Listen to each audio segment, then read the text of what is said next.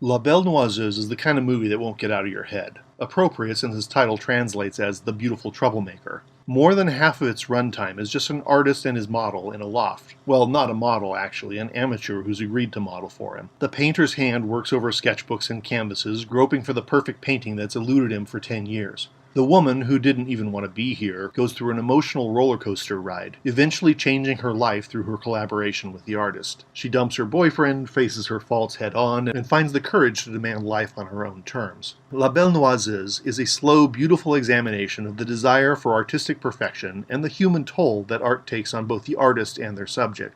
It doesn't hurt that this whole film takes place in a palatial yet believable French farmhouse, with constant supplies of food, drink, cigarettes, and sunshine. But crumbling paint also, and inconsistent decor. The farmhouse is both escapist and realist. For a 4-hour film, the subject matter is simple. A young painter, Nicolas Poussin, meets his idol, the artistic legend Frenhofer, who quit painting 10 years ago. To ingratiate himself with Frenhofer, Nicolas begs his girlfriend Marianne to pose for the painter, to re-inspire him to finish his abandoned masterpiece, La Belle Noiseuse. Marianne agrees, unhappily, and the movie embarks on the quiet journey of Marianne and Frenhofer inside the studio. The film is based on a story by Honoré de Balzac, which cuts off at this point, 52 minutes into the movie, and then picks back up once Frenhofer's painting is done, 2 hours, 46 minutes later. More than 3 hours of the film are original material, using Balzac just as bookends. For Balzac, what mattered was how Frenhofer could paint circles around the popular artists of his day, and the degrading effect that career can have on love. 19th century author Honoré de Balzac is maybe best known today from Rodin's amazing sculpture of him, or by one of the best delivered lines in The Music Man. Balzac. Balzac is at his best when describing in detail how things work. Printing, the police, prisons, graft, poetry circles, opera box visits, boarding houses, provincial trials, which is why La Belle Noiseuse, based on Balzac's The Unknown Masterpiece, is very true to Balzac's spirit, if not to the actual source material. The painter's process is by far the most interesting part of the movie, much more than the little dramas of its ensemble cast. New Wave auteur Jacques Rivette shows Frenhofer do sketch after sketch. The extensive footage of the artist's hands is hypnotic, but it's punctuated by Frenhofer prodding Marianne to be more like his ideal.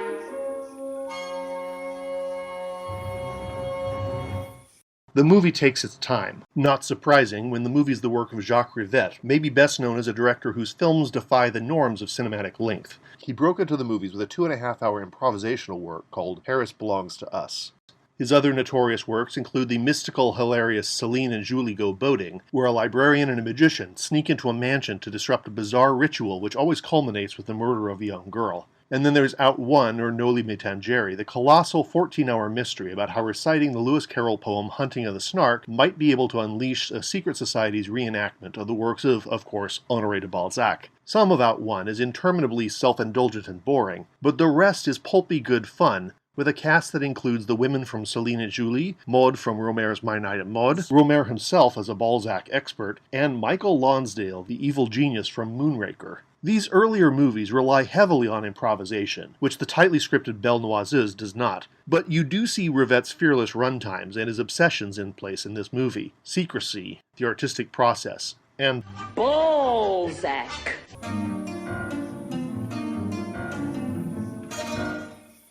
The original model for La Belle Noiseuse was Frenhofer's wife, Liz, played by Jane Birkin as a shadow of her former sex symbol self. And it becomes clear that this painting nearly destroyed their marriage, an experience Liz cherished, but which makes Frenhofer shudder. Frenhofer obviously doesn't love Marianne, and he says that he couldn't keep painting his wife because he loves her. Keenly aware of the intimacy inside the studio, Nicolas and Liz spend their days on the outside, stressing about what might be going on within.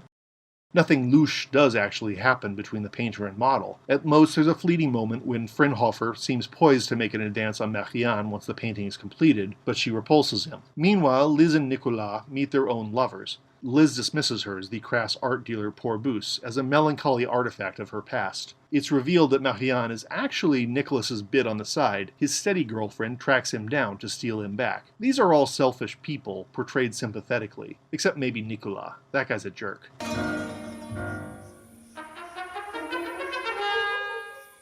These days, Liz does taxidermy as a hobby, illegal rare species only, preservation of dead things that were beautiful when they were alive, and now they form kind of a grotesque mausoleum. Now, does that make her the same as Fraunhofer, or his opposite? Fraunhofer is trying to freeze a living personality in a spontaneous moment. Liz saves the corpses of endangered species for future viewing.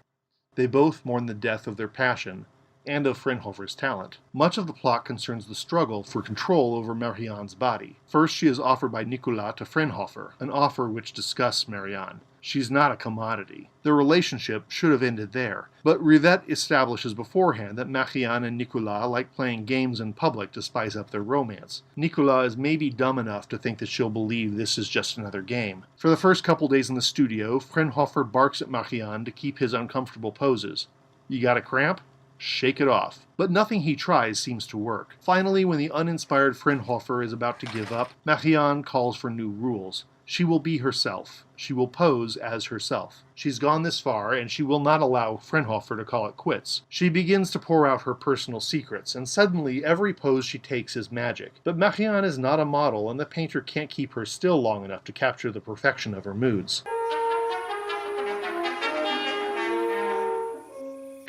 You can't really discuss this movie without bringing up nudity, because Emmanuelle Beart is super naked through the whole thing. I had to work hard to find shots where specific private bits aren't visible, and that brought to mind the question, why those body parts? I mean, I'm okay editing this for YouTube, but the difference between PG and R relies on some arbitrary cultural parameters, especially absurd when you can stick a fully clothed scene out there that's much more salacious than anything in La Belle Noiseuse. On the flip side, it would be equally absurd to keep Marianne clothed through the movie, because we know what Western art entails. As the Guerrilla Girls said on a New York billboard around the time this was released, does a woman have to be naked to get into the Metropolitan Museum? And it's fairly clear that Nicolas, Lise, and even Marianne expect the artist-model relationship to include exploitation. Yet this movie never really feels like exploitation. I'm sorry if I sound like Supreme Court Justice Potter Stewart here, and I will concede that there is a certain level of hypocrisy. A movie about a woman reclaiming control of her own body includes 2 hours of the male writer-director showing her off nude.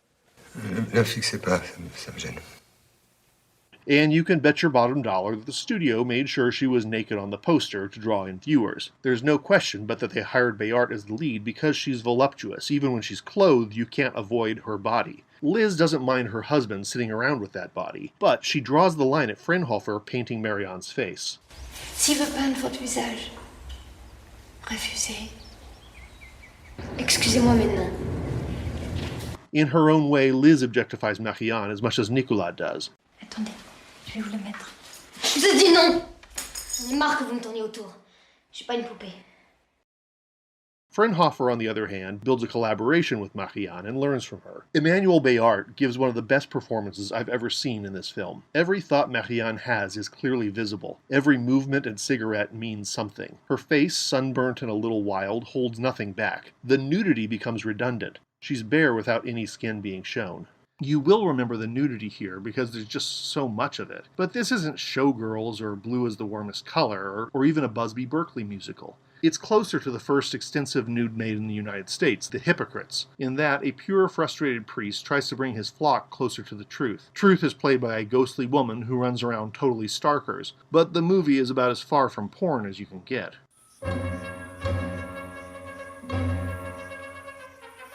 Eventually, the painting is completed. Before it's done, Fraunhofer whitewashes one of the final drafts of Liz to capture Marianne at her lowest hour. Seeing him delete his past failures is maybe the most painful scene in the film. Liz, who sees this sketch with Fraunhofer's angry ex over it, realizes that her husband has sacrificed the original Belle Noiseuse for the new.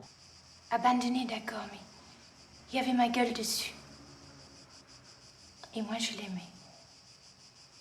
Finally, Fraunhofer reveals his masterpiece. In both the film and the short story, his audience is underwhelmed. In the film, it's just an okay nude, capturing the moment when Marianne started pouring out her heart to him. In the story, it's much more absurd. A white canvas with just a foot in one corner.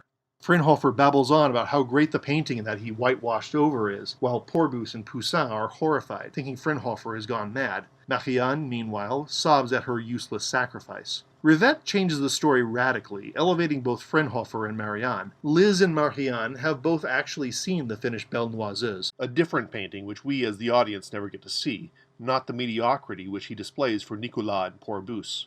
Liz, secretly, leaving a mark to tell her husband that she's been there. Marianne, when confronted with the painting, is horrified. She flees. It reveals her to herself.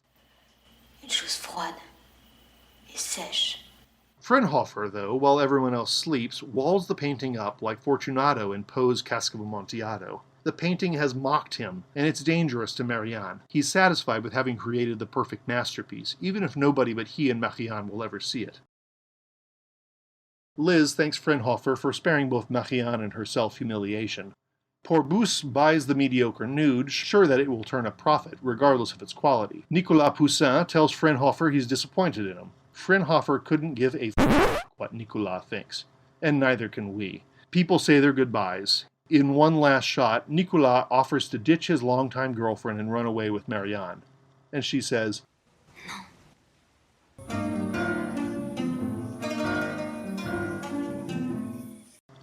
So, as at the end of many Nouvelle Vague films, the Hollywood-trained viewer scratches his head and says, what was that all about? Well, I mean, the basics. Marianne submits herself to others' claims on her body, but then eventually bucks those for an unknown frontier of her own. The artist realizes that his self-expression runs actually contrary to expressing the soul of another person. And the rupture of intense passions. The separate bedrooms of Fraunhofer and his wife. He has photos of a young Liz on his mantle, and she has an intense self-portrait of Fraunhofer hung prominently. Are there unresolved ethical questions in this movie? Yep. I don't expect any filmmaker, painter, author, or poet to live up to my moral expectations. My expectations are pretty high. I don't even match them myself. But if you want to see what happens when someone tries to make a work of art, and how art can damage the creator and the model, La Belle Noiseuse is about as good as it gets. Emmanuelle Beart and Michel Piccoli give electrifying performances. The moments of just watching a hand sketch on paper or canvas are mesmerizing. And in the excessive, expansive, superstitiously weird career of Jacques Rivette, La Belle Noiseuse is a spectacular highlight.